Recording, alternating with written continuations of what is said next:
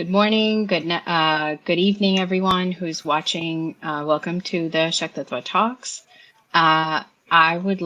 We are here to talk to Dr. Kannikeswaran about his recent paper about the contributions of Tirumular to the Yoga Darshana. And we're going to do a deep dive. So this talk we titled as Ashtanga Yoga in the Bhakti literature of Siddha Yogi Tirumular. Dr. Kannikeswaran is an internationally renowned musician, composer, music educator, and scholar who has consistently employed his knowledge, understanding in the music to create works of art that build bridges across diverse communities and cultures. His recent music video titled Rivers of India featured Bombay Jayashree and Kaushiki Chakraborty, but has received wide acclaim. Kanniks is credited with creating a new sound that of Indian ragas in conjunction with Western choirs and is regarded as the pioneer of Indian American choral music. He has consistently built on his work over the past 25 years. Notable productions of this include the Shanti and Murasu, both featuring large choruses and symphonic scores. Kanniks has collaborated with Cincinnati Chamber Orchestra, the Cincinnati Pops, the Martin Luther King Chorale, the Dario Fo Choir, the Residente Orkest in the Netherlands, the National University of Singapore Symphony Orchestra, the United Nations Association of International Choir, and many more. He's the recipient of several awards, including the McKnight Residence, the Ohio Heritage Fellowship, and the Distinguished Alumnus Award from IIT Madras. Kanniks recently produced Yoga Darshan, the first of its kind musical documentary on the history of yoga. His next music video, Monsoons, is scheduled to release later in 2021. With that, I want to welcome the scholar, Namaskaram. Namaskaram. And welcome to Shaktitva Talks. Thank you, Sneha. So, Kannikji, I gave you a brief background, but maybe you can add something to this background. Why can you talk about your work with the Shanti chorus and the Carnatic music, and your other work that you've done as well? Yeah, absolutely. Very happy to. First of all, you see the poster behind me. It's a Shanti, a Journey of Peace, and there's a few other posters. And I believe you watched a performance of Shanti here in Cincinnati, right? Yes, I did. It was beautiful. Yeah. Thank you. 2014. So I've been in the US since the 1980s, and my basic training in India was in Carnatic music, focusing more on the compositions of this Vagayakara by name Muthuswami Dikshita. After coming here, I started getting into writing my own work after watching some ensemble performances of Baroque concerts and other choral concerts. And so basically what fascinated me was the detailed focus on the melodic aspects of music and the impact of certain melodies and moods and feelings and other things, and the contextual nature of ragas, matching that or pairing it up with polyphony. So that's how my interest in the creative sphere started. And then a friend of mine suggested that I form a choir, and that happened like in 1993, 94. So we are about 27 years into it now, and during the pandemic time, it's been kind of a lying low, but for at least 25 years, I've been building and nurturing community choirs in many different parts around here and elsewhere. And all the productions that we do, that I've written, are centered around the message of interconnectedness and peace, as you saw in Shanti. So Shanti is a large-scale musical production which tells a story of Indian civilization from the standpoint of the message of interconnectedness and universal peace. There's a segment in there that deals with what happens when we are not in a state of shanti and all that kind of stuff. It is a very powerful production. It brings together mixed choruses, about 100 singers of Indian origin and about 50 people that have no clue what Indian music is, and they just read a score and sing along with it with the rest of the choir. So the thing is, all these are being excuse me described as laboratories and community building. So where there's people that are aligned together with a sense of purpose, celebrating something that we cherish so much internally, and then make music in the process. And then there's an orchestra that goes with it, and then there's dances that go with it. And the last performance of Shanti was in 2016 in the Bay Area, where we raised funds for Hindu studies at the Graduate Theological Union. And apart from that, I've created other productions. There's one called Chitram, a portrait of India. And another large one was Murasu. Murasu, the word Murasu means a drum. A drum that literally broadcasts news. So this was a production about the 2,500-year-old literary history of Tamil. And this was performed at the World Tamil Conference that was held in Chicago in 2019.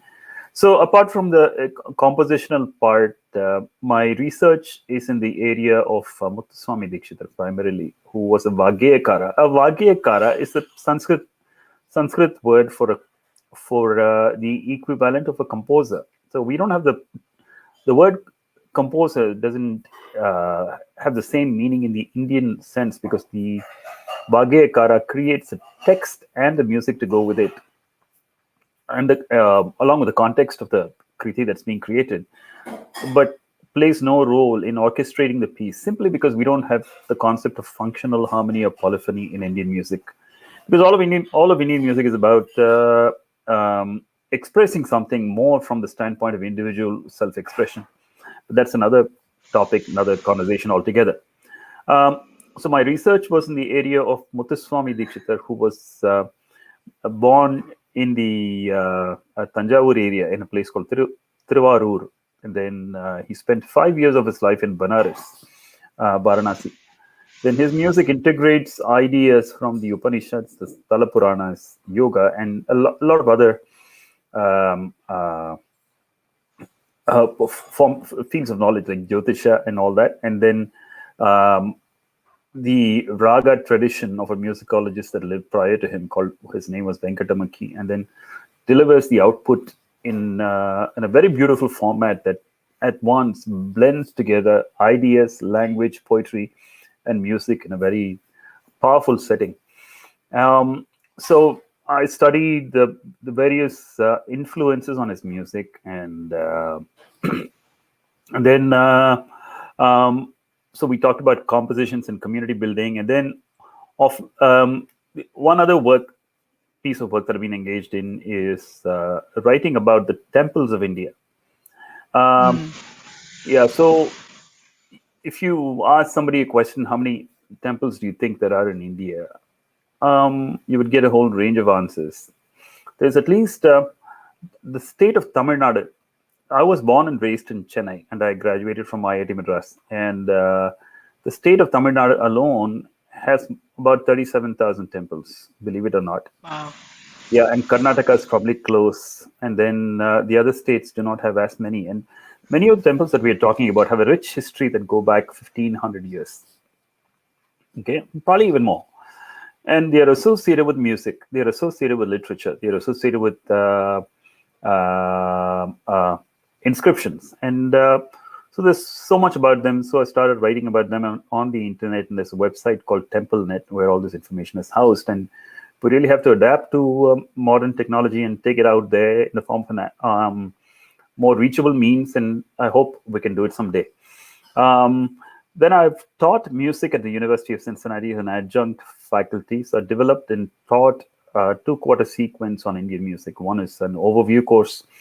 The other one is a more specialized course. And this was taken by This was offered at the graduate level, so many students that have been through that course are now performing in chamber orchestras and other places around the country, and they carry this knowledge with them. And some of them reach out and get back and say send a greeting every now and then.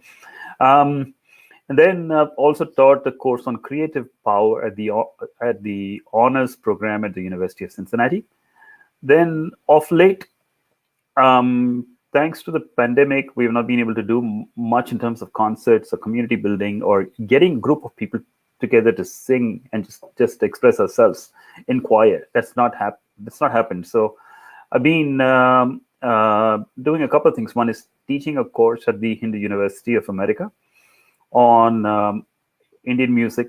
That's we just finished 3/4 of that, and then I'm going to be teaching a course on Indian temples, Hindu temples and traditions. And over the past couple of years, I've produced a few music videos. One was called "The Rivers of India," which is simply a salutation to all rivers in India. 51 of them, all strung together in a song. We're fortunate enough to have Bombay Jayashree and Kaushiki Chakravarti sing in it. And the videos has had quite a bit of an outreach, and we hope it goes more because it's got a very powerful message about the reverence to be accorded to rivers, and that we shouldn't pollute, and so on and so forth. So that is a number of facets that I covered, and happy to speak more. So, it would be great. So, how did your work with the Tirumular's exposition of Ashtanga Yoga come about? And can you describe, like, where does this fit in the landscape of music and yoga? And can you explain certain aspects of what he talks about? Like, how does the idea of, what is the relationship of this text to other text, tantric texts, agamas, Yoga Sutra? Where does this all fall in? Where does Tirumala's work fall in? Wow, you asked like 10 questions, so I'm going to address them one by one. Okay, so first is the current landscape of yoga, and how does Ashtanga Yoga fit in? Okay, so first is it's a global world, and in the global world, we have a global word, yoga. There's not anyone that doesn't know the word yoga, I think, and thinks other words like karma or karma, as it's evolved into, and pandit. So these are words that have kind of become part of the English vocabulary. And I heard that Ayyo has also been included in the English dictionary. And somebody lamented, oh, well, that's not enough. You need to get Ayyo into the dictionary. So, I mean, the sun does not set on the Indian diaspora, right? So it's not a surprise that traditionally Indian words or colloquial Indian words are getting into the mainstream vocabulary. But yoga has gotten in big for the reason that the what they call the modern postural yoga has made quite a bit of an inroad into all communities, whether in particularly in the community outside of India, let's say. Get into it more. And then in that context, modern postural yoga itself is global yoga. See, the thing is, there's many different perceptions of yoga itself. Hold on one second. Okay. So it's part of the layout of the land, and there's all kinds of things that you hear about yoga, even Christian yoga, and there's many different other ones like see, when I was growing up, conversations regarding yogis and breath control was all that was part of growing up at home. Okay, then I've taken we were taught yogasanas at school. We never referred to yoga as a commodity. We never referred to yogasanas as yoga itself per se, but we just had this particular reference to yoga asanas while growing up, and we had them included as part of the physical training course at the school that I went to, St. Gabriel's High School. There was a teacher called Sita Ramaiah who used to teach us yoga asanas in, I think it was the 9th and 10th grade. Then later on, I've taken some yoga lessons at some of the yoga kendras. I don't remember the names of them. It's probably Vivekananda Yoga Kendras, but they're all offered free of cost. And my brother's family goes through yoga lessons back in India. They get a teacher to come home and teach.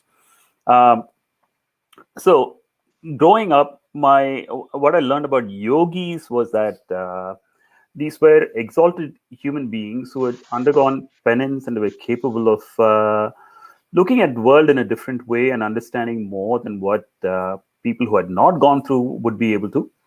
Okay, and then the yogis were to be regarded with a measure of respect. And the word yogi comes in many different places, even in the Tirupavai hymns, the Tirupavai poetry that is chanted as in the form which we learned as musical compositions in the month of Margari, or the Dhanur Masam, the 12th, the coldest month of the year. Munivarum Yogiyarum. So that is one of the phrases that is in one of the Tirupavai hymns. So yogi is a very common phrase, and of course you hear the word yogi in film music also, tu ramta jogi and all that kind of stuff. So but then while in the US, I did go for yoga classes, and my daughter gave me a gift certificate once just to go attend the class in a mall. And while I was doing my yoga there in the mall, in a very air-conditioned room with a lot of yoga mats and soft music playing in the background, and listening to instructions from the instructor, then with all the different names like upward cat, downward dog, and all the kind of stuff, I was just contrasting that to what I had experienced in St. Gabriel's High School many years ago, under a tree with some gentle breeze flowing, in the shade of a tree, maybe a mat spread on the ground, and each of us just following the instructions and doing that. Or going back to the memories of the Vivekananda Kendra, or I forget the name of the place where I went for a brief while in Chennai, again with a mat, then following the instructions in the silence with the distant din of the traffic and all that kind of stuff. And this was a total contrast. This is like a boutique. So that's when I realized that, okay, there are differences. Okay, yoga has become an industry here. It's like a huge industry. It's $1 billion industry. There's much more to it. There's supply chains, and there's everything, the teacher training programs, the certification, so many things that go with it. So I don't want to otherize it, but there seems to be like a couple of different ways of looking at yoga. One is this commercialized, huge industrial complex of yoga, and the other is what I remember from my childhood, and what I remember from the people that we learn from. Okay, now when there's a common perception that Swami Vivekananda was the one that revived yoga, right? Or created some kind of a nationalistic feeling around yoga. So, and the phrase yoga chitta vritti nirodha is something that is even associated with Swami Vivekananda, although that is not his original phrase. It is the second sutra in this work called the Patanjali Yoga Sutra. So the Yoga Sutra is written by Patanjali. Yoga chitta vritti nirodha. So I was thinking about this phrase when I was reading a lecture given by the Kanchi Shankaracharya yesterday, and he was talking about stilling the mind. So he says, so there's a whole chapter that he has about stilling the mind, and I'm going to read a couple of lines in Tamil and just translate them for you. So it's like, மனசை இப்படி போகாமல் அப்படி போகாமல் நல்ல விஷயத்தில் நினைவை செலுத்தும்படி செய்ய வேண்டும். So it's like when you pour oil from a can, it comes in a straight line. It's called the Taila Dhara. So when the mind is focused in one direction, it has that kind of a razor sharp focus. And once it's able to get to that kind of a focus, the idea of hey, I am focusing will completely disappear, and then we'll become one with that reality itself. And if it's this kind of a mental control um, that is not allowing the mind to get distracted, but having a firm control over it, and having the mind think about what you wanted to think about. That's what is called yoga. That's what the Shankaracharya of Kanchi said maybe about 60, 70 years back. He was not saying anything new. He was just reiterating things that have come down the years. So he asked the question, is yoga just meant for rishis? Will it come to us? And he says we cannot afford to do that. We are it is an essential thing for us to be able to control the mind. And he says that there are two means to control the mind. One is the external devices, and the other is the internal devices. And for the internal devices to work, you need dhyana is the way which is for the internal way to work.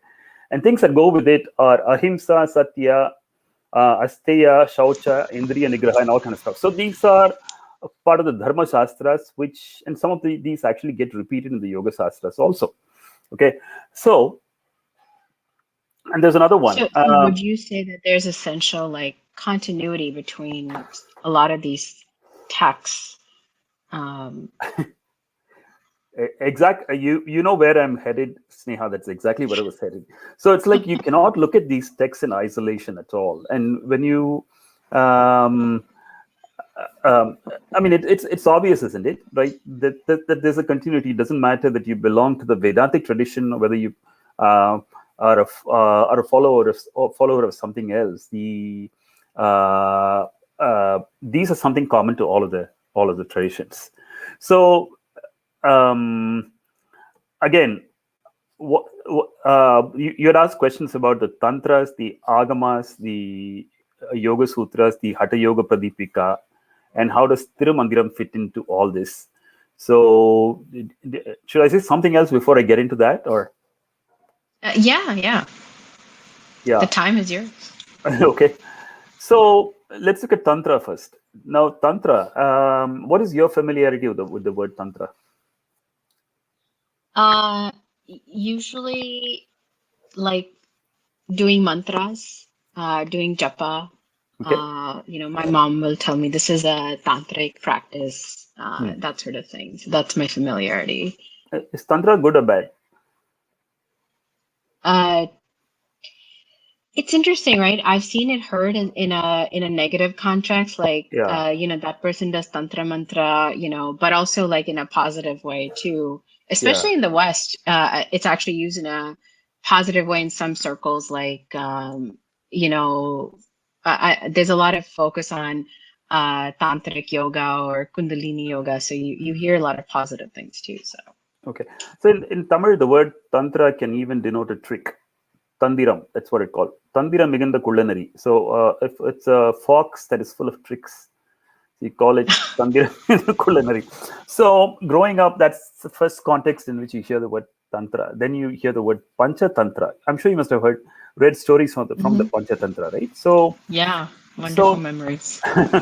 Tantra just means a framework. It's something that is woven around. And it's very casually used in Indian languages. So Panchatantra is a set of 5 different frameworks, so to say. And but Tantra is a form of worship. Worship is something very elaborate, and it's a means to connect to the source.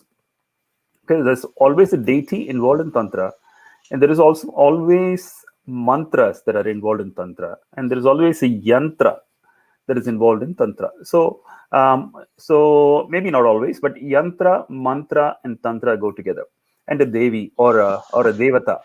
So it's a means of connecting to the source in the form of a deity, using a geometric shape and using some syllables, the mantras, and an associated set of practices.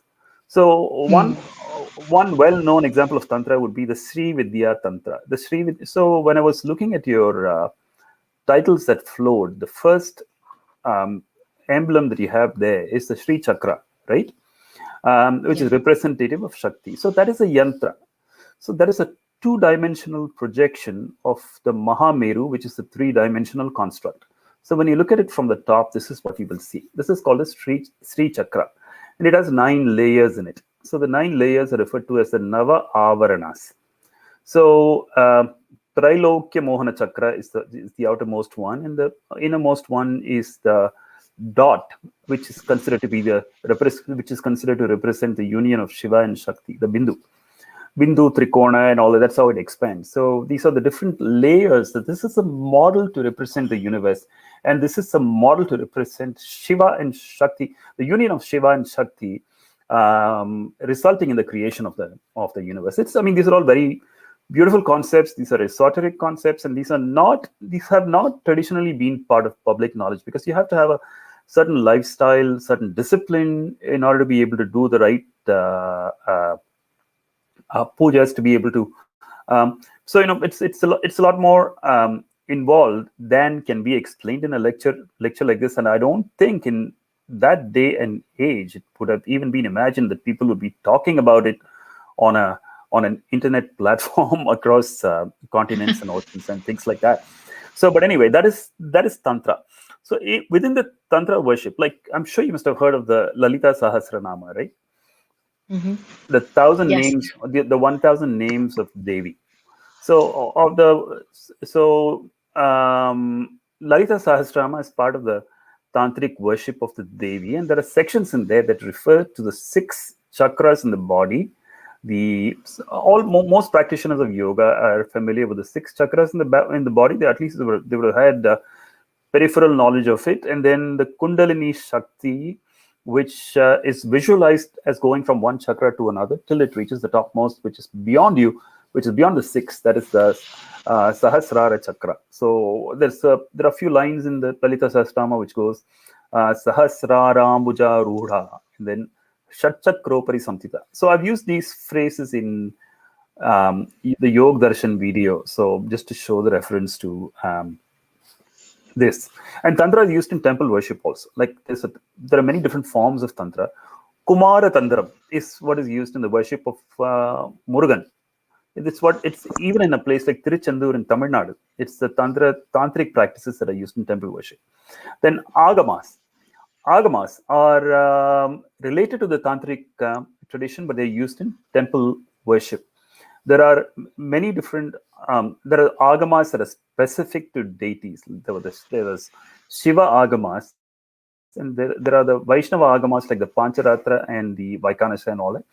And within this, the Tirumular himself talks of the agamas, and his work itself is referred to as a work of agama itself.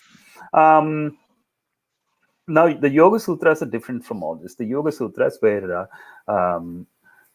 see, when I'm talking about all this, what I realize is that what we know is just a mere speck in the infinity of knowledge. Okay, so there's a saying in Tamil which goes "Kattrathu kaiman alavu kalladadu ulagalavu," which means what you've learned is just a fistful, but what you don't know is there's a world of information out there. So just talking about yoga, your discussion is not complete till you include all these in the discussion, right? So the Yoga Sutras, which most people know about, came into being about 2,000 years ago. They are associated with a personality by name Patanjali. Now, Patanjali, when you hear the name, for kids growing up in India today, when they hear the name Patanjali, what are they going to think about? Any guess?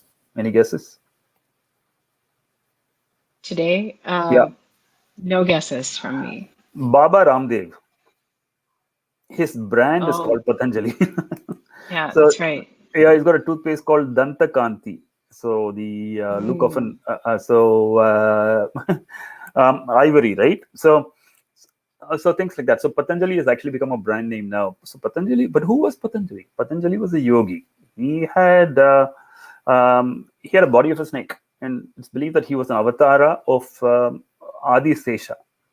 And it's a beautiful story. The story goes that Patanjali was apparently heard Mahavishnu talking about the beauty of the dance of Shiva.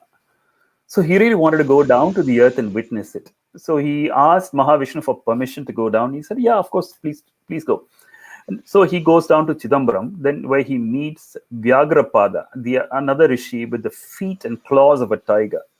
So together they worship Shiva, and together they witness the dance of Shiva, and they are the celestial devotees in Chidambaram. And the connection between Patanjali and Nataraja is celebrated very widely in Chidambaram. So Patanjali is the author of treatise on health, Ayurveda, or medicine, or whatever you want to call it. And he's the author of a treatise on grammar, and he's also the author of the Yoga Sutras. So it's a complex personality. Now, let's not get into a discussion whether it was 3 different Patanjalis or 30 different Patanjalis or anything like that. So for now, let's just accept that Patanjali is a revered figure. He's not just a writer. He's not just a scholar. He's more than that. He's been worshipped. And there are shrines to Patanjali in different places. And there are samadhis to Patanjali as well. And the rituals, ceremonies in the Chidambaram temple that honor Patanjali. So the Yoga Sutras were written by, were given out by Patanjali. So what is a sutra?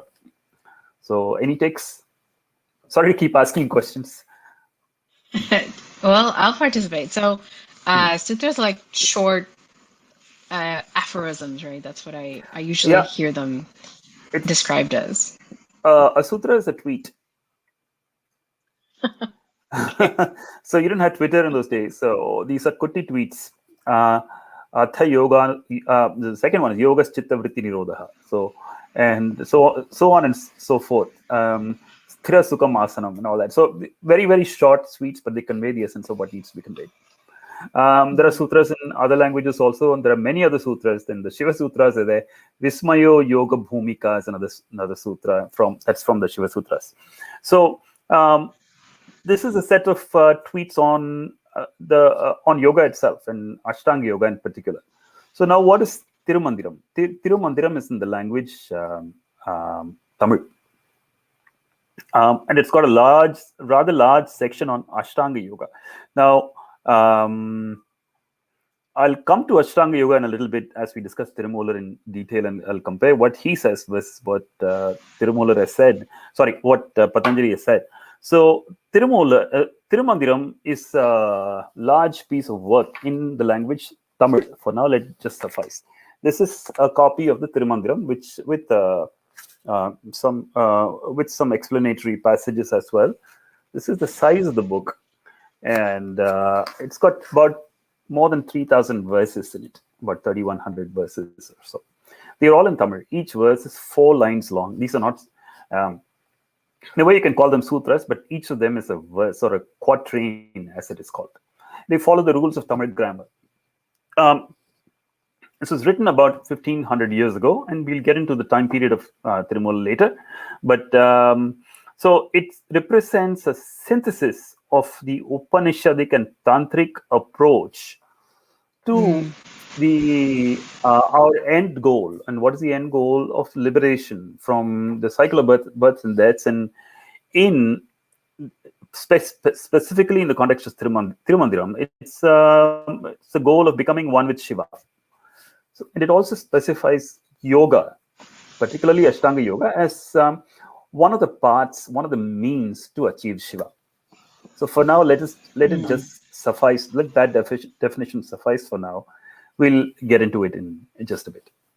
Yeah. If I'm going too long with all this stuff, please feel free to stop me. We already have an hour into it. It's okay. We're on schedule. It's okay. So you wrote a paper in the Journal of Dharmic Studies. Yes. Titled Tirumular and the Tamil Yoga Connection. Correct. I have the link up as well. So if anybody wants to go look at it and tweet about it, read it, please do. And it's also in the doobly-doos in the video underneath the video. So please go and look it up, guys. But I want to start getting into this a little bit more as to why Kanniks wrote this paper. What it, and why did you come to translate this? What was the story behind that? Yeah. See, I told you a little earlier that even growing up in Chennai, the word Tirumular was mentioned at home. My party, that is my grandmother's mother, she used to chant one of the verses from Tirumular on a daily basis. So, Anbum Sivamum Irandenbar Arivilar. So, what it means is people who are not aware will say that love and Shiva are different. But love and Shiva is the same as nothing other than love, universal love. And once they become aware that Shiva and love are the same, they live in that oneness. So that's roughly the translation of this thing. And my party used to say it every day. And I've grown up hearing stories of Tirumular's life. And my party and her brother used to talk about it. That is my grand uncle. And my great grandfather also used to talk about it. So I've grown up hearing these stories at home. And the other thing I heard growing up was that Tirumular was considered to be one of the 63 Shiva yogis, or the Nayanmar as we call them. So it's important to be aware of this southern Indian history, which even in South India we are not really aware, but it's something that all of India needs to be aware of. So in the first millennium, there was a great awakening, a renaissance, so to say, in the form of temple worship. And this was actually even made even grander by the presence of these yogis who traveled from temple to temple, singing the glory of Shiva or Vishnu in each of these shrines. I don't want to use the word shrine, each of these temples, each of these sannidhis, so to say. So the people from the Shaiva tradition, they were known as the Nayanmars, and on the Vaishnava tradition, they were known as the Alvars. The Saiva Nayanmars were 63 in number, and the last of them was Sundaramurti Nayanar. So he lived approximately in the 8th century. So he wrote something called the Tiruttondat Togai, wherein he pays his obeisance to the 62 other Nayanmars who preceded him. And one of the people that he names in there is Tirumular. So you go to many of the leading temples, Shiva temples in Tamil Nadu. What you will see is the presence of the images of these 63 Nayanmars. Okay, and you'll see them in two different forms. One is in the form of stone images that are not movable, and then you will see them in the form of bronze images. And the function of these bronze images is that they are taken out in procession once a year.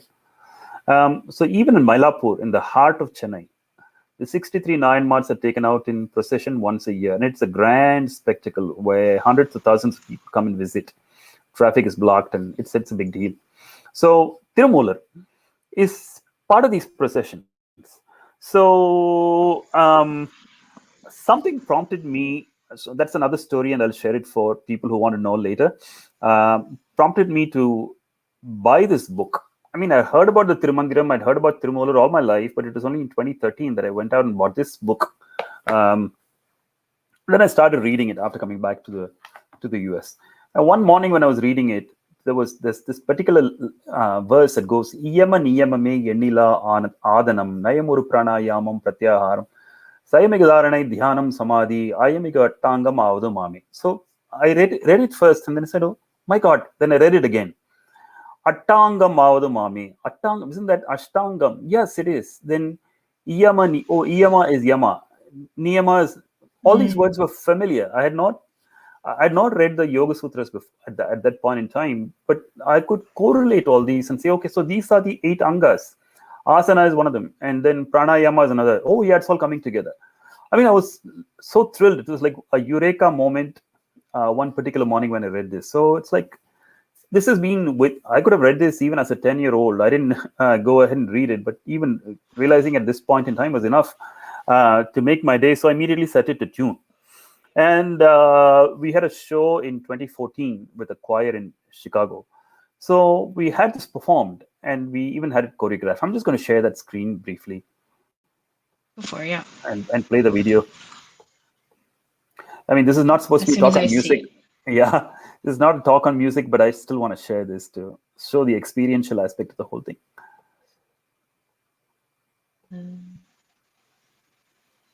I'm just waiting on the stream to pop up. Mm-hmm.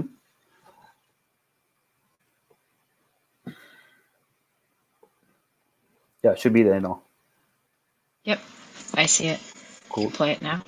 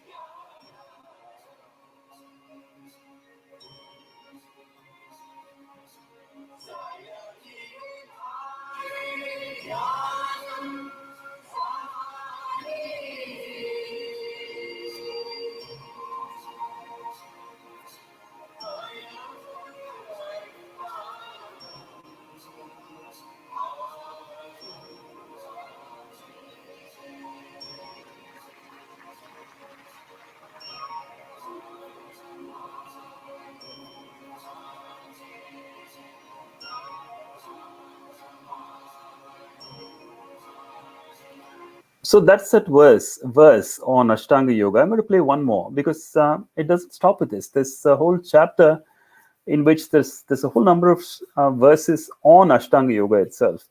So the next one that interested me was Pankayam Adi Paranda Palladanam. And that followed by a few other verses which actually give you the names of asanas, Baddiram, Komugam, Pankayam, Kesari, and all kind of stuff. And so so I had those performed in 2019 at the World Tamil Conference, and this is what it looked like.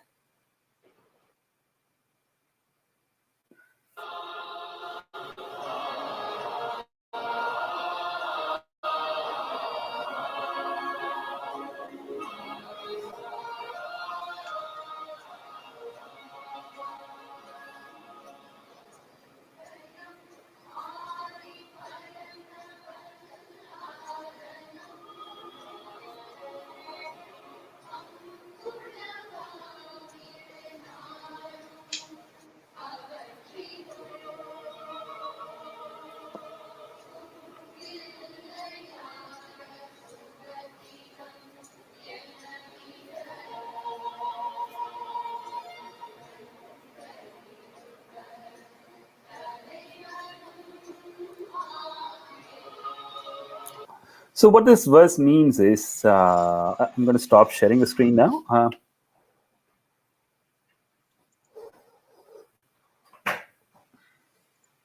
So what this verse means is there's a bunch of there's a whole number of asanas, and of all of these, Padmasana is the king. That's what Tirumular says. And then he goes on to describe how to do Padmasana, and how to do Kukutasana, and how to do a few other asanas.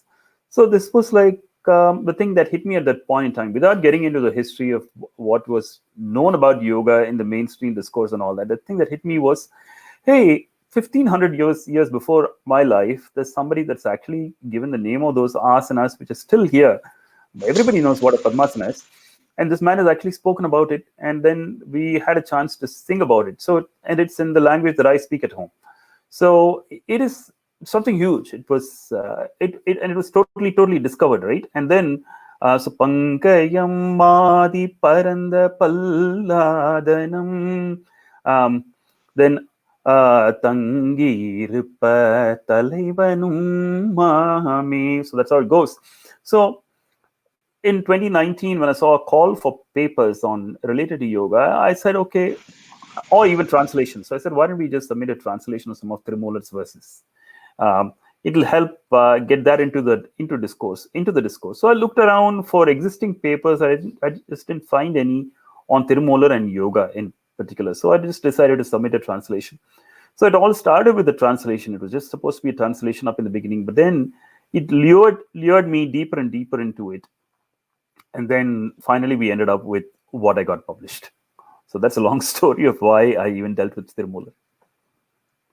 So what I really loved about your interpretation of the asanas was they were so dynamic, right? Yeah. Mm-hmm.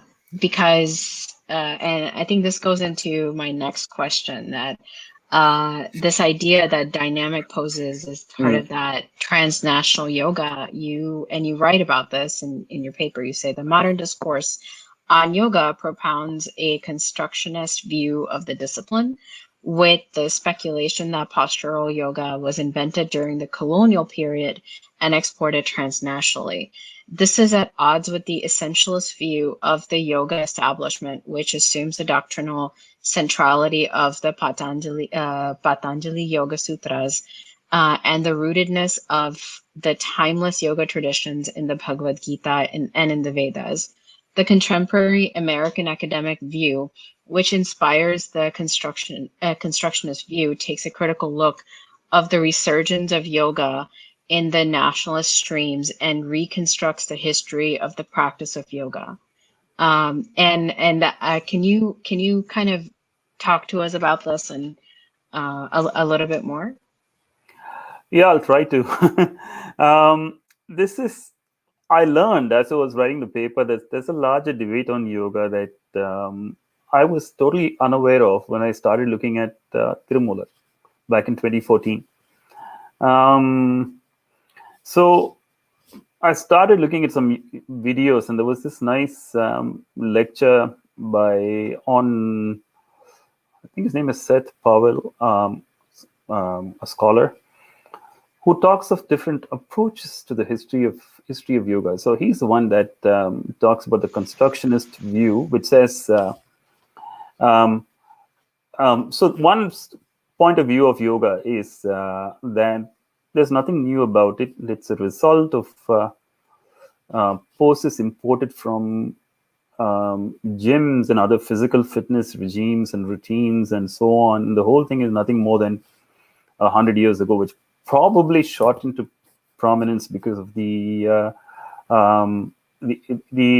conversations around it, and because of the influence of Swami Vivekananda, and because of because so many factors, it just became a fad. And but it was something totally new. Okay. And then there's the totally opposite view. That's what he calls the existential view, which is, hey, wait a minute.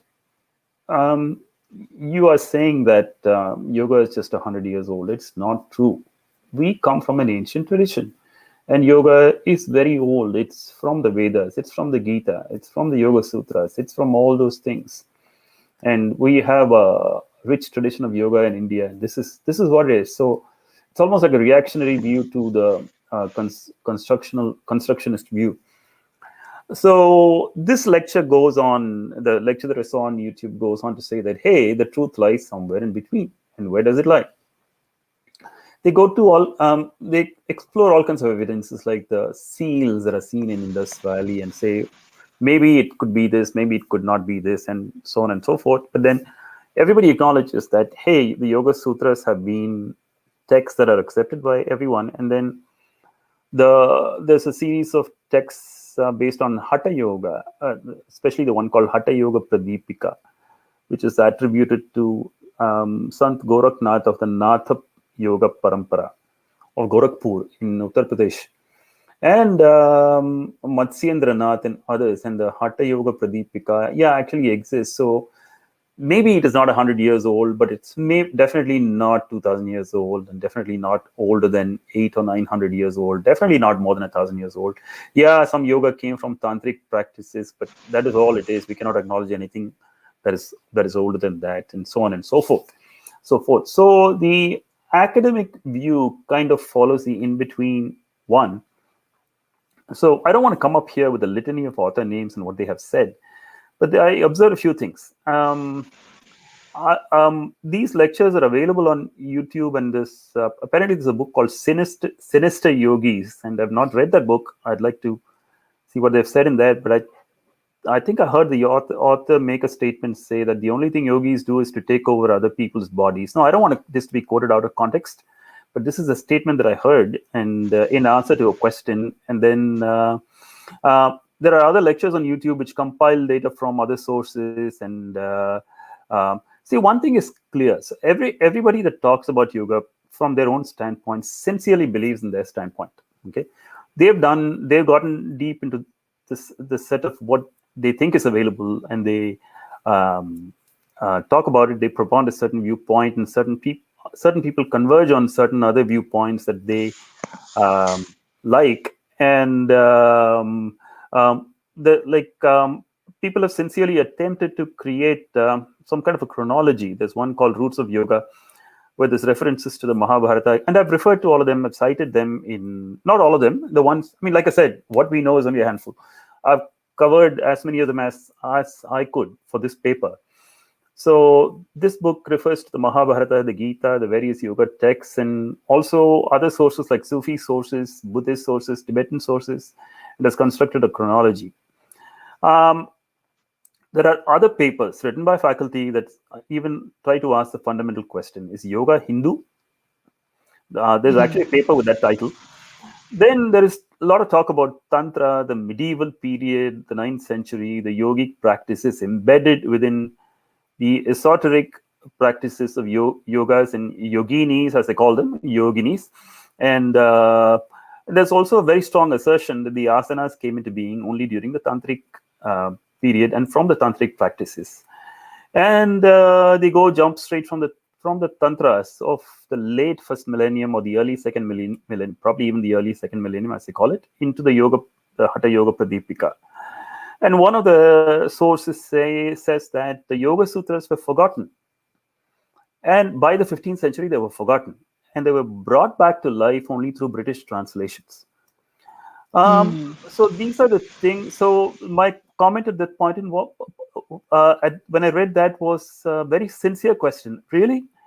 Because you saw me read this stuff from a lecture given by somebody who follows a Vedantic tradition, who advocates the importance of yoga, and he has quoted the Yoga Sutras in many different places. And I came to know that Adi Shankara himself had written a commentary on the Yoga Sutras.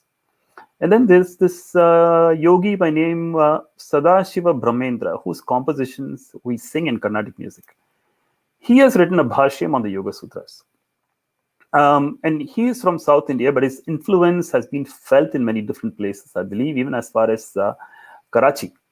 So Sadashiva Brahmendra is a very highly revered yogi in southern India. And so when you go through all these questions, when you read all this and when you try to match that against what you have grown up with and what you have seen, then you definitely wonder what is going on. I mean, there's some incomplete pieces in this picture here.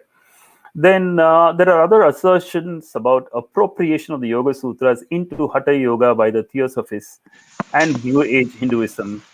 And this was what was brought by Vivekananda to the West. And his translation apparently launched a modernistic notion that yoga is monolithic. Okay, so at this point in time, I want to read. So the impression you get when you read all this, so for somebody who's trying to learn yoga history for the first time, they're going to think that, okay, well, something happened a long time ago. Then there was Tantra, and there were people scared of the Tantrics. Many people derided the Tantrics, and so on and so forth. And but then Swami Vivekananda kind of then the British translated the Yoga Sutras into English, and Swami Vivekananda came up with this book called Raja Yoga, and he was a charismatic person. He came to the US and he spread these ideas, and then a modern form of yoga came into being, and all this got assimilated with the very progressive teachers in Mysore who were able to integrate this and that together and create something that is totally different from what it came into being once upon a time.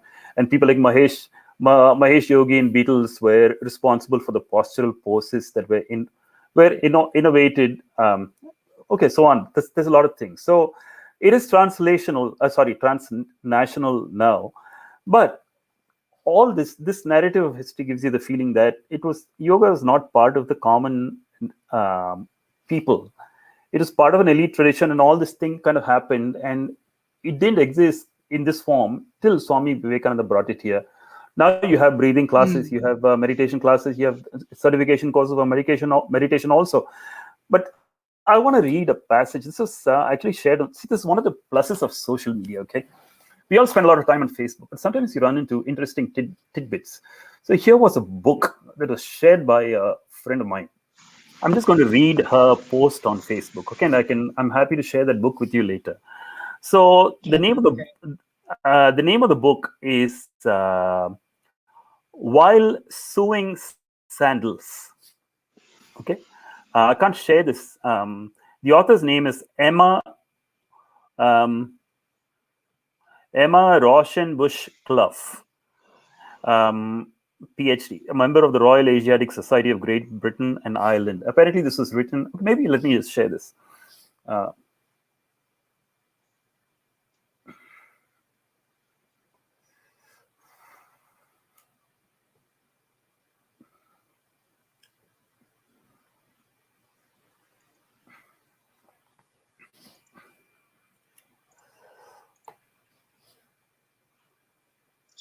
Add the stream.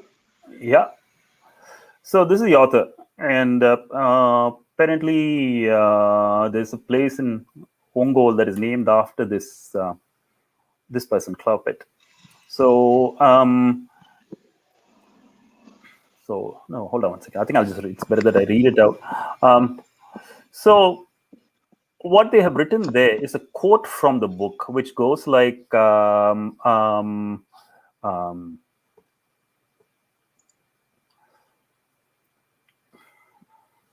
Sorry for the interruption. So this is the I'm just going to read the quote. Tataya had received his initiation as a Raja Yogi guru from Bandi Katla Virama. For an hour every day, he sat in meditation, his eyes closed, his fingers pressed over ears and nostrils, so that objects of sense might be completely shut out, and the soul might perceive the great, all-pervading divine being. He was much with the Raja Yogi people and seems to have been looked upon as a leader amongst them because of his religious fervor. The whole book is it's a narrative about missionary conversions that happened in that part of Andhra Pradesh. And apparently this was a person from what's called the Madiga community, and this community is apparently included in the scheduled list of scheduled castes from the Telugu states. This was shared by a friend of mine on Facebook, and I'm just quoting it from this share. So I went and looked for the book.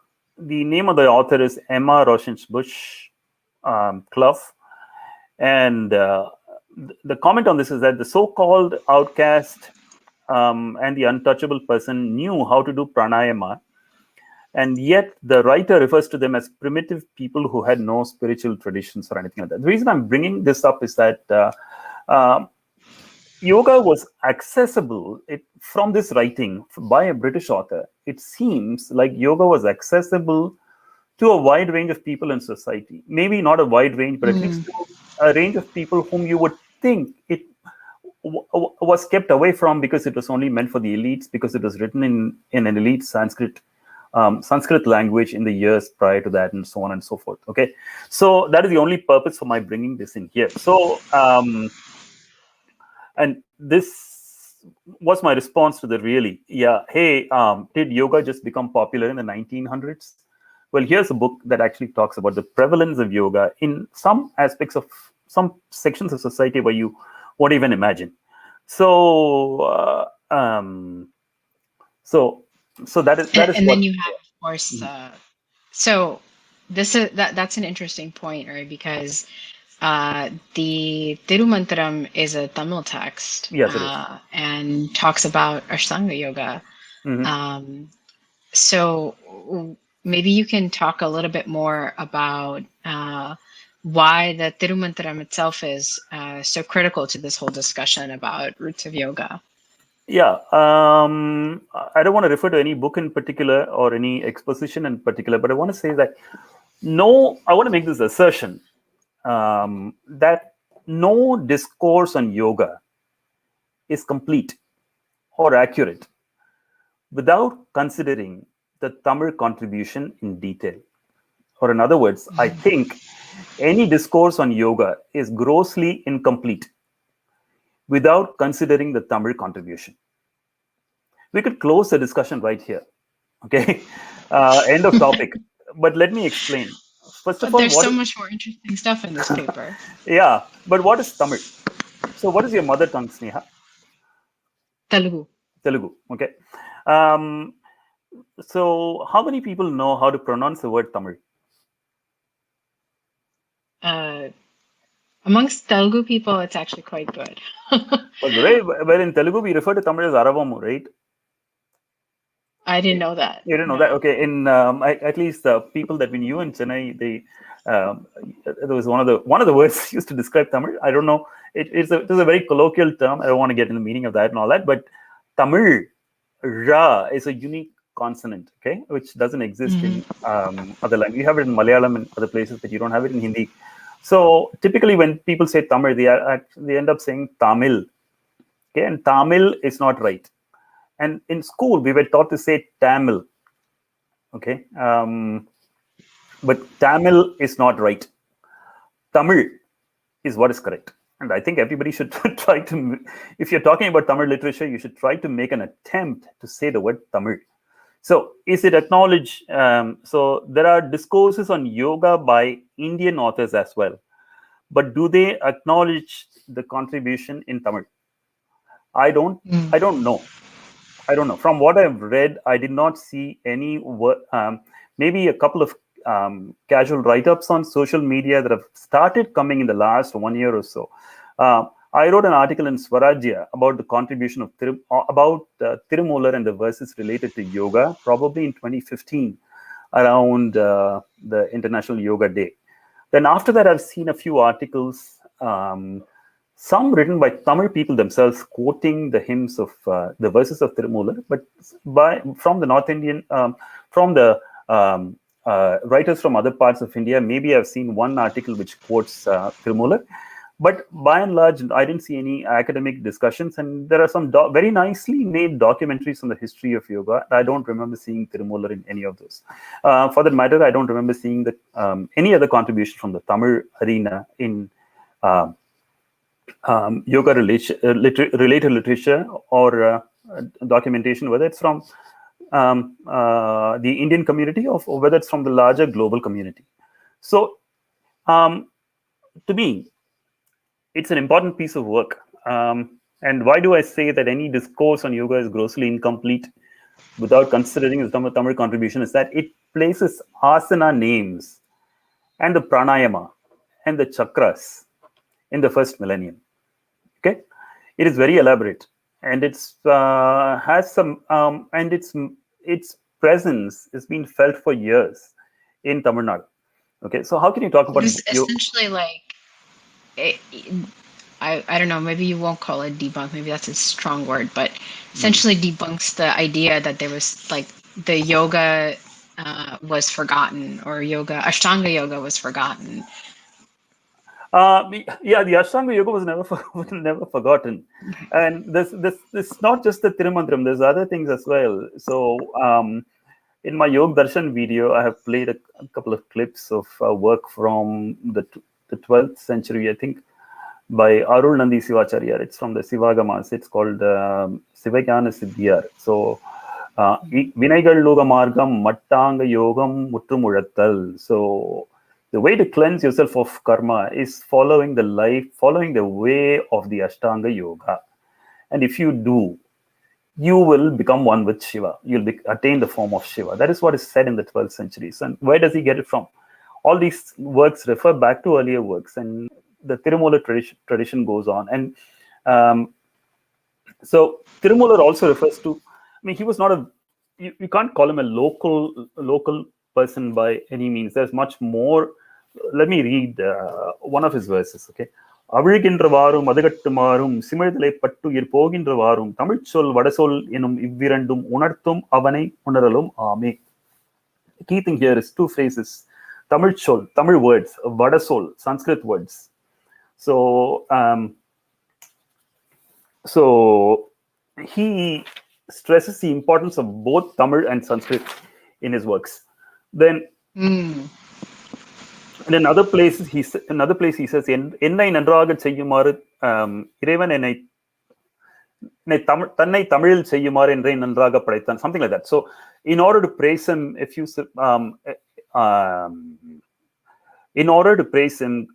Shiva made me born speaking Tamil. And there's a lot of interesting things about his story. We'll get into it in just a bit. So he is a pan-Indian. He had a pan-Indian outlook. Okay? So it's a very important piece of work, not just from yoga standpoint. So he didn't consider like, you can send this to like the Periodist and kind of debunk their whole like Tamil versus Sanskrit whole thing with what you're saying here. See, everybody is already, a lot of people are already aware of it, because one of his words, Ondriye Kulam Oruvane Devan, was actually used in even by political parties and all that. It's not that people are not aware of it. People are aware of it. Maybe not in the kind of detail. And then there's all kinds of... let's get into the politics of it in another discussion. But another time, yeah. For now, all I want to say is that Tirumular quotes Sanskrit and he quotes Tamil. And I feel that you need to have a knowledge of both these languages in order to have a very good idea of Indian culture. You need both Sanskrit and Tamil. So that's what I feel. Beautiful. So maybe at this point we could do a little bit more of a deep dive into the paper itself. maybe you could talk about, what is you said Tirumular had a pan-Indian outlook, but what is his story? Who was he really? Maybe you could talk about that a little bit. So here's a story of Tirumular. See, generally it's believed that he lived prior to the time of the person that praised him in the 800s. So he must have. So it's generally accepted that he lived prior to the 8th century. Okay, and the story goes that there was a Siddha Yogi by name Sundaranathan who was flying down from Mount Kailash towards southern India to actually meet Agastya Muni, who is considered to be the forerunner of Tamil, who had his home in southern India. And on his way, he found a bunch of cows crying. And he took pity on them and came down, wondered what was going on. He found that the cow herd, his name was Mulan, not Mulan, M-U-L-A, but Mulan. And Mulan was dead, and the cows were lamenting his passing. So he took pity on the cows and said, okay, let me console them and take them home. So he entered the body of Mulan, the cowherd. So this is what we refer to as Parakaya Pravesham. Para is other, Kaya is body, Pravesham is entering. So in Tamil we use the word called Koodu Vittu Koodu Paidal. So going from one body to another. And the funny thing is that I had growing up in Chennai in my grandmother's house, we used to talk casually about Parakaya Pravesham and Koodu Vittu Koodu Paidal and all that kind of stuff. So all this story was part of my childhood, just hearing about it. So once he entered the body of the cow herd, the cows were delighted, and he took them home and left them in the cow shed and all kind of stuff. And then when he came back, he realized that his original body had been cremated by some well-meaning villagers. So he had no body to go back to. So he decided to stay in this body itself. And since he lived in the Tamil-speaking region, he created a whole bunch of verses in praise of Shiva in Tamil itself. And okay. Yeah, so there's about 3,100 verses, and in some cases the counts are more, in some cases the counts are slightly less. It's anywhere between 3,040 and 3,100. If you look at the form of worship offered in Tamil temples, there's a canon of works called the Pannira Tirumurai. That is the 12 chapters, so to say, of verses in Tamil. So worship is offered not only in Sanskrit but also in Tamil. So the Deeparadhana and other things are carried out with mantras in Sanskrit, and after which the verses written by the Tamil Saiva saints, which were compiled into the Tirumurais about 1,000 years ago, they're actually sung. And this is fascinating. If you've not been to Tamil Nadu, you should go. You should visit some of the Shiva temples and hear the music sung by the Oduvar community. These communities were set up by Rajaraja Soran about 1,000 years ago and have continued the tradition of having their descendants sing the music of the Shaiva nine Mars at the Sannidhis, generation after generation. So this is literally an unbroken tradition. So of the 12 Tirumurais, so this is the 10th chapter. And in this, Tirumular describes four different means to reach Shiva. I'm just simplifying the whole thing very much. So Charya, Kriya, Yoga, and Jnana. So Charya is a form of service. Kriya is rituals. Yoga is yoga, and Jnana is knowledge. And in the Tamil tradition, we look up to four different Shiva yogis. One is Tirunavukkarasar, the king of the tongue. Then Trinyana Samandar, who had an intimate connection with knowledge itself. But Sundaramurti Nayana, the good-looking one, he was the third one. He was the one that sung praises of the other 62. And another yogi who is not part of the 63, but his name is Manika Vachakar. So Manika Vachakar represents a form of the means of knowledge to reach Shiva. Tirunavakarasar represents a form of service to reach Shiva, Karma Yoga. Then Tirigana Samandar represents a form of the kriyas. In all this is in the realm of karma. The Sundaramurti Nayana represents a path of yoga. It's called the Sakha Margam, the model, the route of being a friend. I don't want to get into any more detail in this, but so this is what is described in Tirumular's work. So it's a large work, and in one of the chapters is a large section on the Ashtanga Yogas. I just read out to you the introductory sloka, but there's many more that are related to Ashtanga Yogas. Wonderful. And then how does his exposition compare to the Yoga Sutras? And how far apart were they composed? Maybe you can discuss also adding a little. What is the dating difference look between them? Generally accepted that the Yoga Sutras came into being around the 2nd century. It's generally accepted that Tirumular lived around 5th century. There are people that say that he lived in 200 BCE. There are people that say that he lived in the 4th century. There are people that say that he lived just before Sundaramurti Nayanar, maybe in the 7th century. And there are people that say that he lived after Sundaramurti Nayanar. There are people that say that there are 2 Tirumulars and all that kind of stuff. And I don't want to get into that.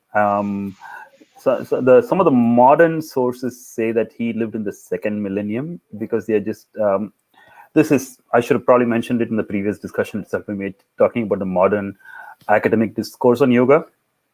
I saw Tirumular mentioned for the first time only in very recent publications, and they talk about his time period potentially being in the 2nd millennium, given the fact that he talks about Tantra and all that. So he probably could have come into being only after the Tantric period.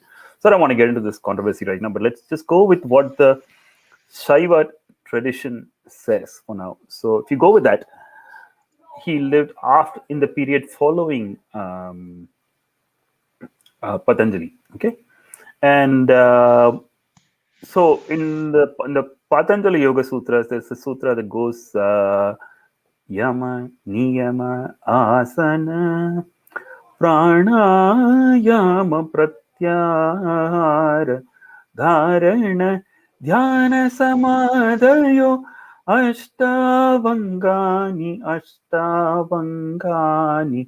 So these are the 8 angas of yoga. So it's just a tweet that gives out the name of the 8 angas, Yama, Niyama, Asana, and all that. And in the verse of Tirumular goes, Yama Niyama me Nila Adanam Nayamur Pranaya. So why did I just play the segment from Yoga Darshan, just so that we... Yeah, please do.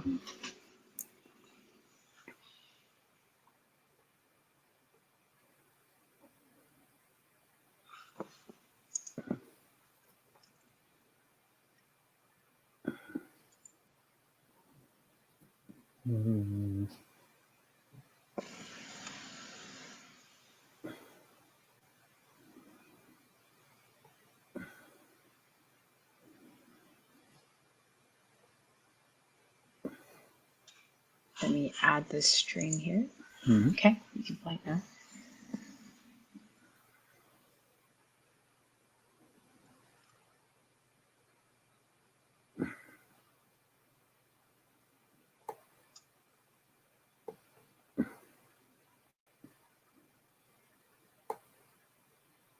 Okay, let me play it. We'll just take...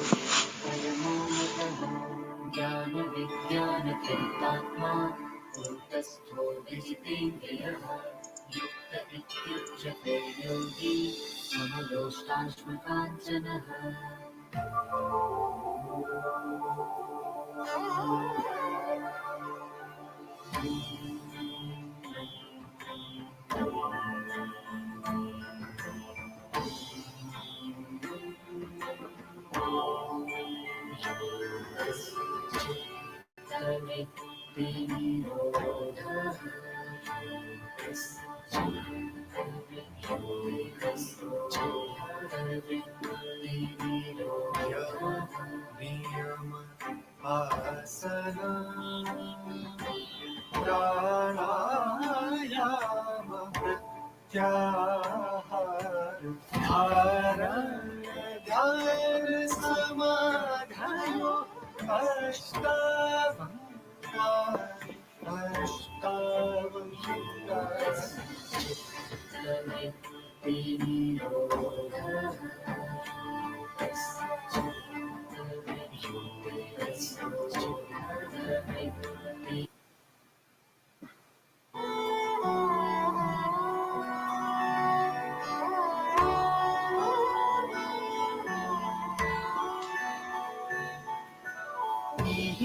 niyamame innida adaram nayamuru pranayamam pratyaharam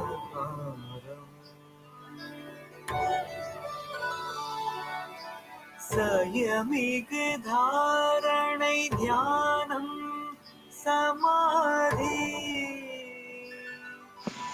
ayamuru mattangam avadum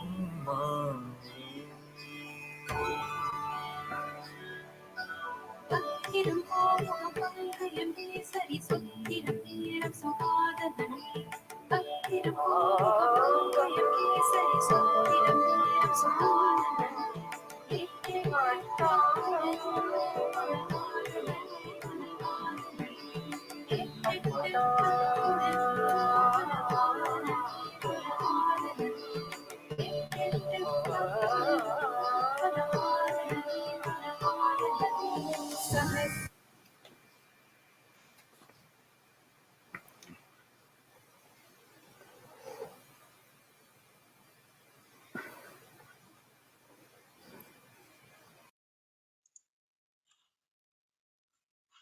between the two of them. So basically, the two verses say the same. I've interpreted them in a different way in music, but I hope this makes it very clear that what Tirumular specifies is the same 8 angas, except the words are slightly modified to suit the Tamil language. Yama becomes yama, and so on and so forth, consistent with Tamil grammar. So now, how does Tirumular's exposition differ? In many cases, they are the same. And if you read that section of the paper, you would see that what I have done in the paper is actually show, get into each of the 8 angas. So the yamas are, when you translate it from Tamil into English, he does not kill, he does not lie, he does not steal. Of marked 8 virtues is he, good, meek, and just. He shares his joys, he knows no blemish, neither drinks nor lusts. This is the man who in yamas always stand. So these are the yamas basically. In contrast to ahimsa, satya, asteya, ahimsa, satya, steya, brahmacharya, aparigraha, yamaha. So in Patanjali's words, these are non-violence, truthfulness, non-stealing. So again, that you can see the similarities, right? He does not kill, he does not lie, he does not steal. Then good conduct and all that. So you have like 5 in the yamas, and then 8 on the side of Tirumular.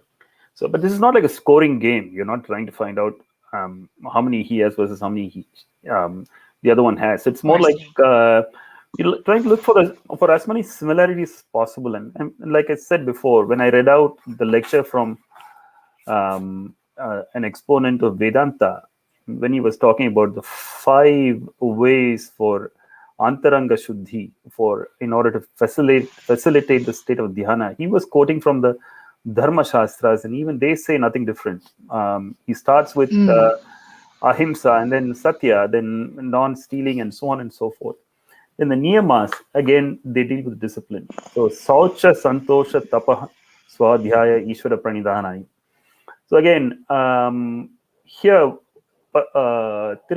Patanjali stresses that devotion to Ishvara is one of the niyamas, and but Tirumular also states that the adherents of niyama also observe the worship practices and rituals in honor of Shiva and pursue the knowledge of Saiva Siddhanta.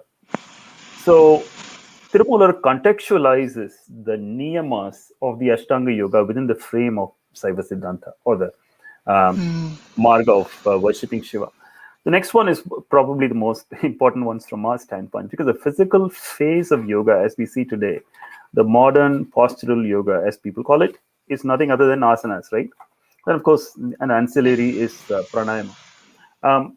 So Patanjali has 3 sutras. He does not get into details regarding the asanas. So that is probably what people used to say, that hey, asanas did not exist during the time of Patanjali, and asanas did not exist during the time of Tirumular. But is that so? Because Tirumular actually spells out the asanas. So the first one I said, which I illustrated with music, was Pankayamadi Paranda Palladanam Angulavam Irinalum Avatrinul Songillayaga Suvattikam Yanamika Tangi Iripat Talaivanum Ame. So I'm not reciting a spell or anything, I'm just reciting what he has written. So what he said is, with one's practice of numerous asanas, commencing with the Padmasana, they become a master for sure. Okay, so Padmasana is the prime asana here actually. Then how do you do it? Oranai Eppadam Oruvin Mel Eritte. So sit cross-legged with the soles of the feet upturned. Aara Valithu Adan Mel Vaithu Azhagura. Oranai Eppadam Oruvin Mel Eritte. Aara Valithu Adan Mel Vaithu Azhagura. சீர்த்திகள் கைகள் அதனை தன்மேல் வைத்து பார்த்திகள் பத்மாசனம் எனலாகுமே. So then stretch the hands of 4 on feet to perform the Padmasana that is known all over the world. So this actually gives a step-by-step instruction on how to do Padmasana. Then he goes on to describe the Bhadrasana. Then he goes on to describe the rooster pose.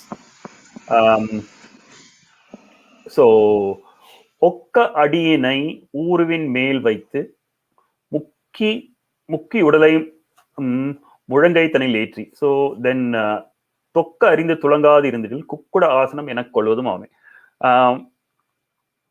So the kukuta is a rooster pose. So that's what he teaches you there. And then finally he sums all of this together with the thing. I mean, there's not very many verses here, but there's at least there's like 6 asanas or something described in here. Baddiram Komukam Pankayam Kesari Chuttiram Viram Sugadanam Orem. This is what we saw in the Yog Darshan video. Uttamama Mudu Asanam Yettettu Pattiram Nuru Pala Adaname. So what this means is Bhadrasana, Gomukhasana, Padmasana, Singhasana, Swastikasana, and Virasana, and Sukhasana are 7 of the most important asanas, and the numerous poses, which are as much as 8 or 80 or 100. So I'm just quoting the translation here. Tirumular calls out 7 of the most important asanas by name, yet he specifies a description only of Padmasana, Singhasana, and Bhadrasana. So he also describes Kukutasana, which is not in this list.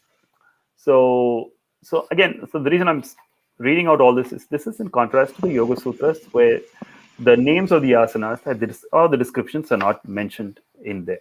They are tweets, right? So they don't go into the details of these. But in the Vyagyanas or the Vivaranas written on these, you do see the names of the asanas depending on the time frame in which they were written and who wrote them and how many they chose to explain in the bhashyas that they wrote for. See, the thing about Sanskrit is that the thing about ancient Indian works is that there's many manuscripts that are available, and then most of them can be interpreted only through the glasses of the comments that were written on them at a later period. For instance, we have the Natya Sastra written by Bharata Muni in the first millennium. And it took Abhinava Gupta to write a commentary on it before the Natya Shastra could be appreciated in the second millennium, right? Similarly, the Yoga Sutras were commented upon by many different people. Adi Shankara is one. Adi Shankara also wrote the Aparoksha Anubhuti, which I have shown in the Yoga Darshan video, where he talks about the 15-fold path to attaining oneness. And the Ashtangas are 8 of the 15 there. Okay? Then he actually uses the word Hatha Yoga in there. So, all that. Then Pranayama in Tirumular. So, Tirumular compares the So I just want to say that I'm not sure of the number of slokas we have, not number of sutras we have. Patanjali describes pranayama as follows: with effort relaxing, the process of inhalation and exhalation can be brought to a standstill. He doesn't mention terms such as purakam. Purakam is the inhalation, kumbhakam is the retention, and rechakam is the exhalation. So he, however, says as inhalation and exhalation, bahya and abhyantara, and the lull, stamba, are observed as duration, count, and area of focus. The breath becomes spacious and subtle, and it then lifts the veil from the luminous mind. So, and the mind's potential for concentration is realized. On the other hand, Tirumular compares the breath to a galloping horse, and the jiva as a master of the 5 senses and the head of the body. The steed carries a master who controls it, but on the other hand, topples those who do not have control over it. See, that's a beautiful description. Then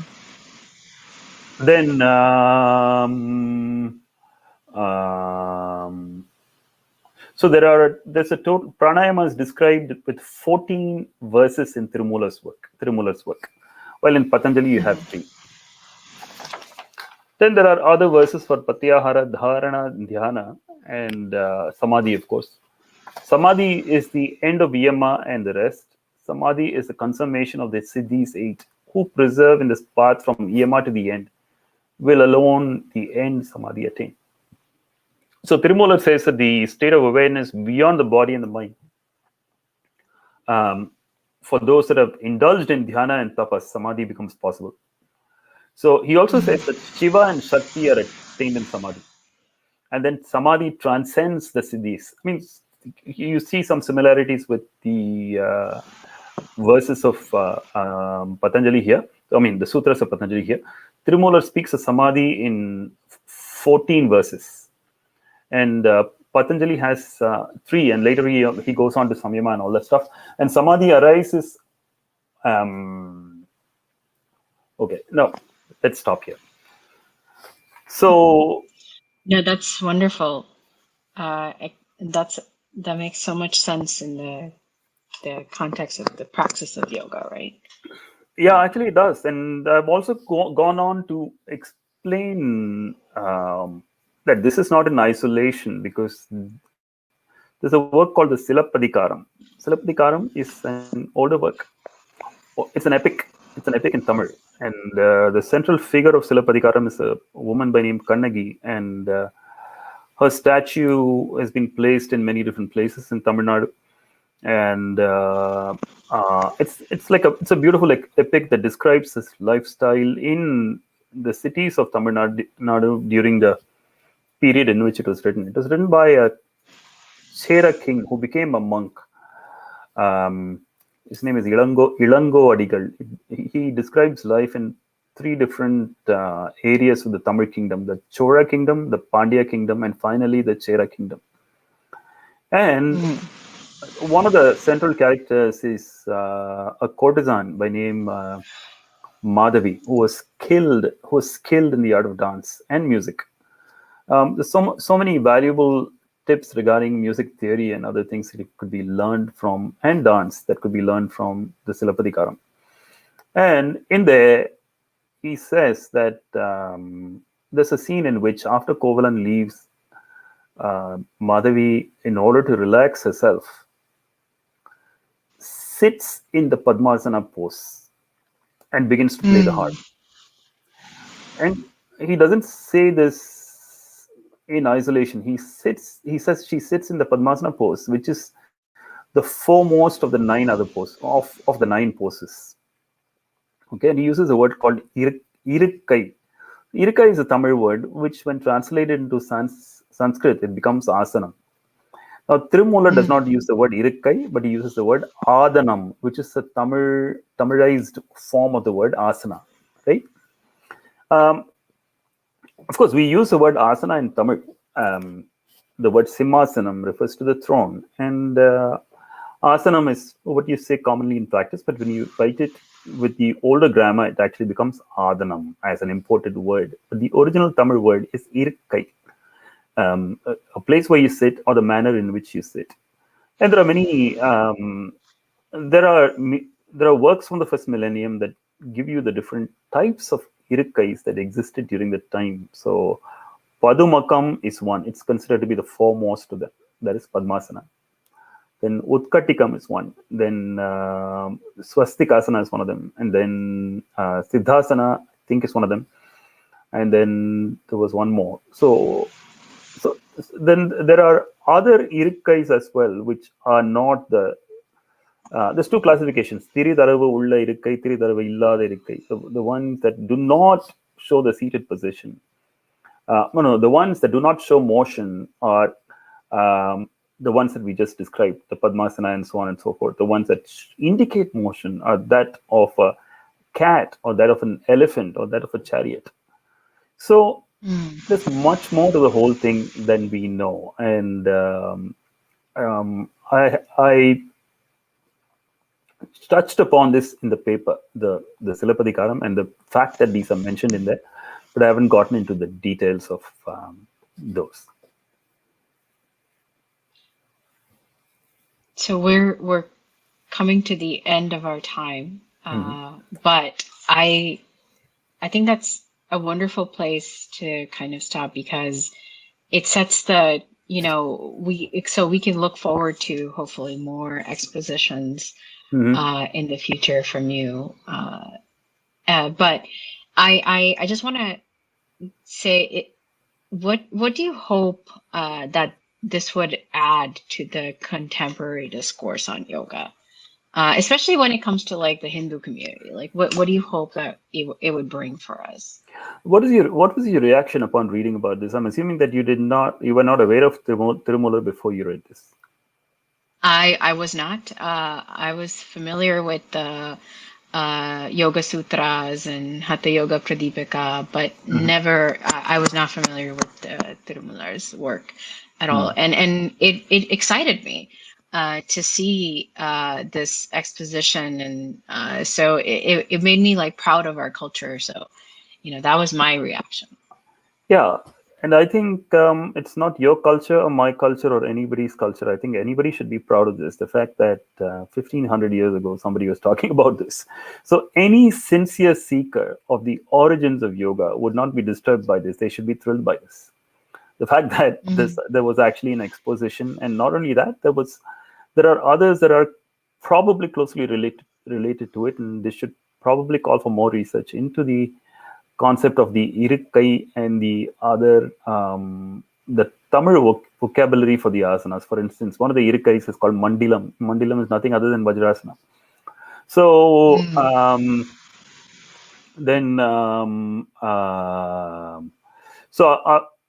so what I would love to happen to see happen is for a lot of us to discover ourselves and the fact that we are actually cherishing a heritage which goes back that much in time. So when we do the Padmasana, so I often tell people that when you celebrate an Arangetram, you should think of the Arangetram that is described in Silapadikaram. Similarly, when you do a Padmasana, you should actually go back and there's nothing stopping us from thanking the Parampara for having given us something so beautiful. So yoga is something very, very necessary. Yoga is not a commodity. Let me put it that way. Yoga is not for sale. Yoga is not for branding and marketing or anything like that. Well, it is. I mean, people do what they want, and all that happens. But I think it's something really beautiful, a way of life that is being passed down from generation to generation. And we are living during very, very disturbing times now. On one hand, we have pandemic that is killing people. On the other hand, there are people getting killed for other reasons in other parts of the world. So can you imagine a world where what we just talked about in the yamas, ahimsa, satya, and was all part of everybody's way of being? Can you imagine a corporate yoga where corporations live the yoga compliant life? So that is what our vision is. I'm sure nobody would disagree with the fact that we want the world to be a better place, regardless of where they're coming from when it comes to documenting yoga history or anything like that. So it's my hope that people would accept and study the contributions of Tirumular like they've studied others, and actually see how it can help the rest, help themselves and help their students and help their community and so on and so forth. And for those of us that are more interested in this, I would urge everybody that's listening to this to go, once the pandemic is over, go to Tamil Nadu, go to Chidambaram, go to Tiruvarur. Chidambaram is a part of this tradition. Patanjali is revered and worshipped there. Go to Tiruvarur. The silent dance of breath is described as Ajapa by Tirumular. This Ajapa dance is actually enacted in ritual in Tiruvarur and 6 other places. And these 7 places are supposed to represent the 7 chakras, 6 plus 1. Tiruvarur is the ultimate. And these are all ancient traditions which have been passed down from generation to generation. The people that have shared it, lived a life and shared all this with a simple goal of the universal well-being of everybody in mind. They did not sell any of this. And so I think it's important to acknowledge that. It's important for us to visit. I've not been to Tiruvavudurai yet, the place where Tirumular lived, or the tree under which he is said to have sat. And I've not seen the Sannidhi where he is housed. I've seen images of Tirumular in other places and other temples, but I would love to go there, and I'd love to take people with me to go there. And also read the Ashtanga Yoga mentioned in the verses of the Tamil Siddhas. So like I said, Tirumular's work is not in isolation. He's considered to be a Tamil Siddha, and there are many other Siddhas.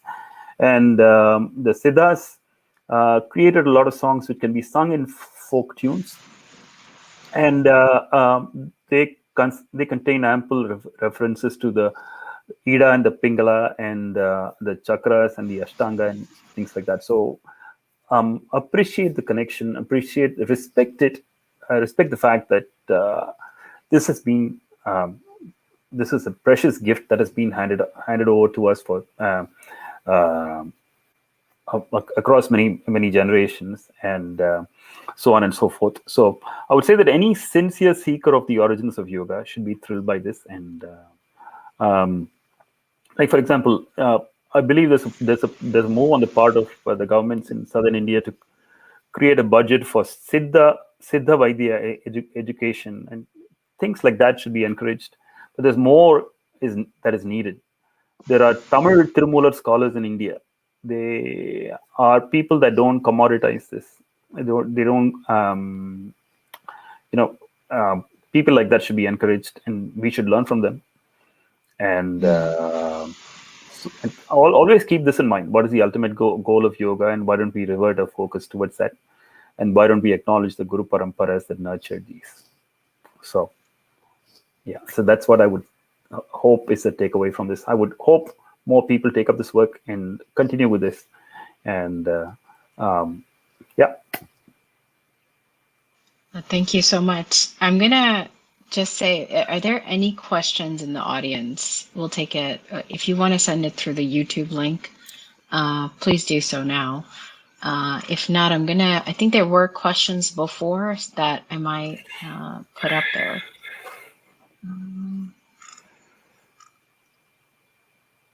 So this might be, just going to see if anybody has any questions now.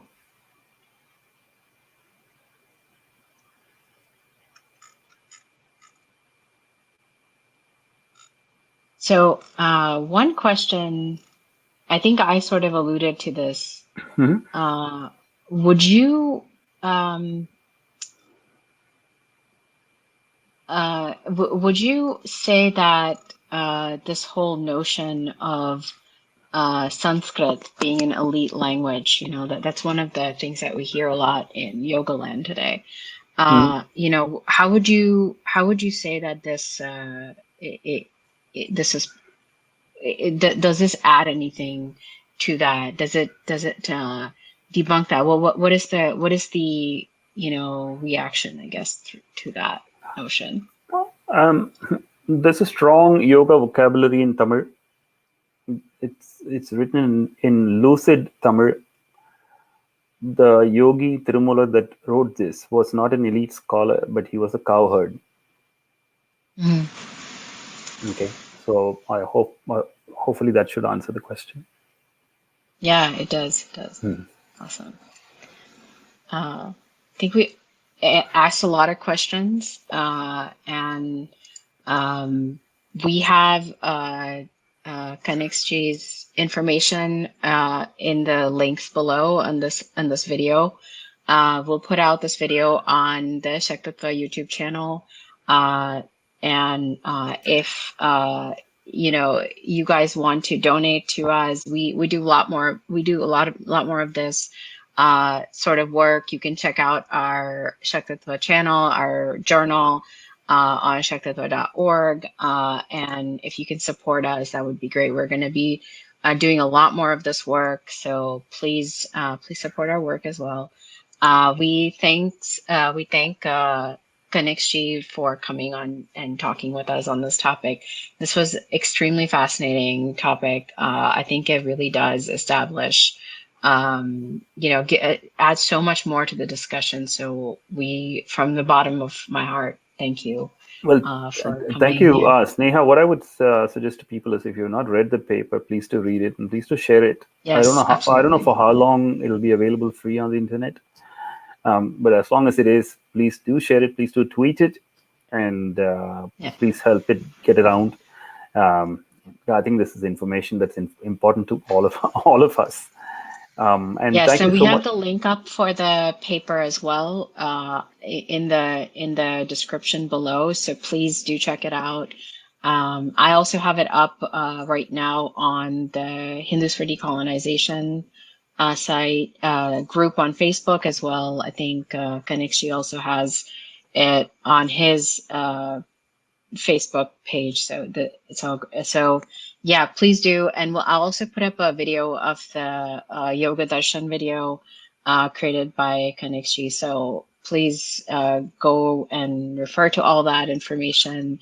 And yeah, if you guys have any questions, send us a question through the Shaktitva email, or you can Kanniks' webpage has his information. So yeah, thank you so much, everyone. And yeah, we'll be posting this video up online, so you can watch it at your leisure. Just gonna Cool. come back up. Namaskaram. Namaskaram. Thank you very much.